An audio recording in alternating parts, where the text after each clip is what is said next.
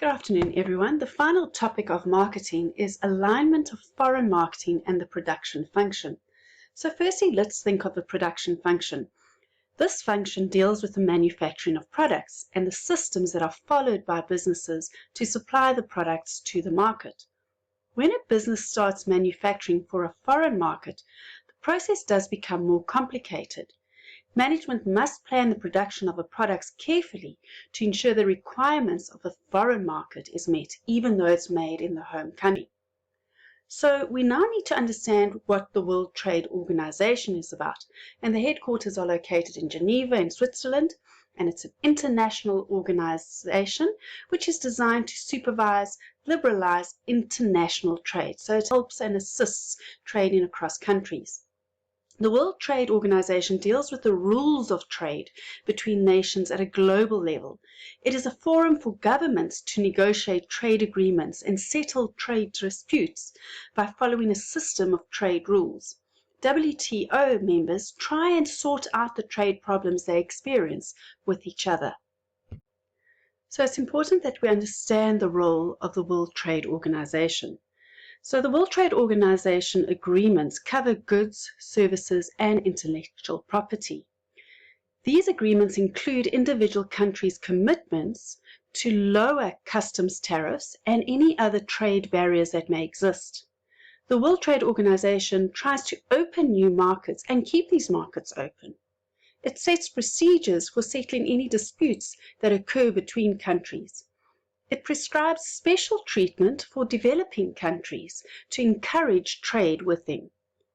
It requires governments to make their trade policies transparent by notifying the World Trade Organization about laws and new measures that a country has put in place. Now that we have a better understanding of the World Trade Organization, we need to look at certain international export regulations as well as technical regulations and standards. So South African exports are required to comply with a range of intellectual or international standards in order to ensure access to markets. The World Trade Organization governs all these agreements on technical barriers to trade. Countries are required to publish and notify the WTO of all new as well as amended or changed technical regulations 60 days prior to their adoption, in order to give trading partners time to become familiar with the new regulations before they are actually set in place. Now, the technical regulations and standards are important, and they change from country to country. Having too many different standards makes it difficult for producers and exporters. The Technical Barriers to Trade Agreement, or TBT, tries to ensure that regulations, standards, testing, and certification procedures do not create unnecessary obstacles.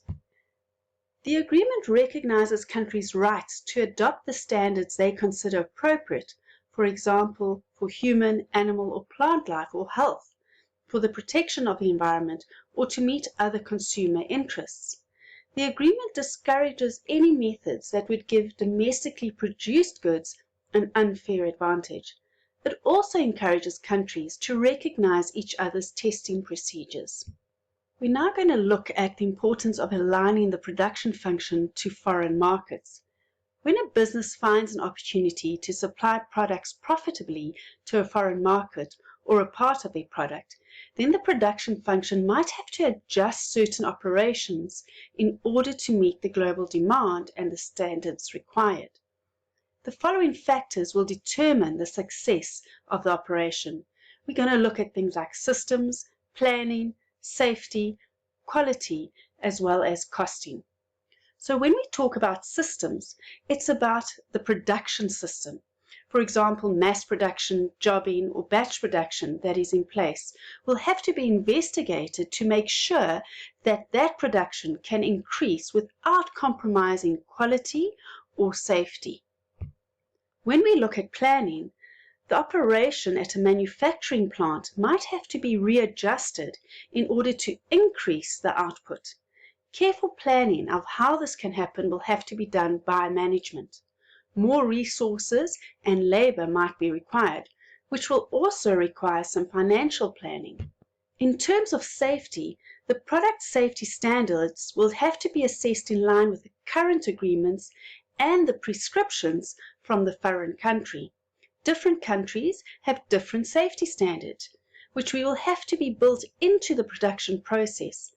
For example, the legally allowed lead content of children's toys or the maximum quantity used of specific chemicals or preservatives differ from country to country, and manufacturers will have to adjust their production systems accordingly.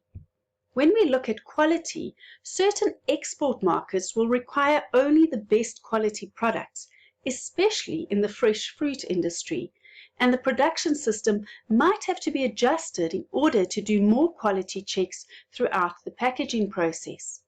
A quality standard set throughout the world is the ISO 9000 series. This series provides recommendations on how a quality system should be compiled for a particular type of business. And lastly, costing.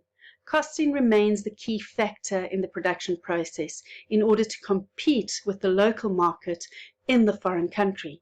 Management can use the following techniques to control costs in a business. Firstly, they can improve their costing techniques, for example, draw up budgets and have cost controls. Improve production planning and control, design employee policies, implement new technology, train managers to manage the production operations cost effectively. And finally, within South Africa, we have the Department of Trade and Industry, often referred to as the DTI. The aim of the DTI is to provide employment for all people through higher levels of investment, to increase access for South African products in international markets, to create a fair, competitive and efficient marketplace for domestic and foreign businesses as well as for consumers. In this way, the DTI contributes to placing South Africa's economy on an increased and shared growth path. The department's activities include services relating to investing when starting a new business, growing a business through exportation, broad-based Black economic empowerment, and consumer protection. Gentlemen, that is now the end of marketing.